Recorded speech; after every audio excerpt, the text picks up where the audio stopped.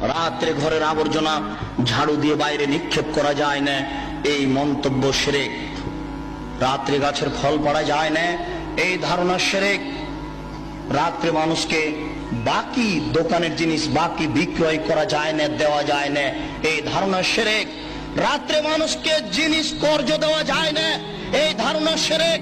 সকালে সকালে দোকানের জিনিস বাকি বিক্রয় করা যায় না, এই ধারণা করা শিরক। অপবিত্র অবস্থায় ঘর ঝাড়ু দেওয়া যায় না। আপনার স্ত্রী, আপনার বৌমা অপবিত্র অবস্থায় ফরজ গোসল না করে ভাত রান্না করতে পারে না, ঘর ঝাড়ু দিতে পারে না, এইগুলি ধারণা করা শিরক। আপনার স্ত্রী, আপনার বৌমা অপবিত্র অবস্থায় ফরজ গোসল না করে সব কিছু করতে পারে, ঘর ঝাড়ু দিতে পারে, ভাত রান্না করতে পারে, ভাতের পাতিল থেকে ভাত বের করতে পারে, মানুষকে খাবার দিতে পারে, পারে না নামাজ পড়তে, সালাত আদায় করতে, পারে না কোরআন তেলাওয়াত করতে, এ ব্যতীত যা কাজ আছে সবকিছুই করতে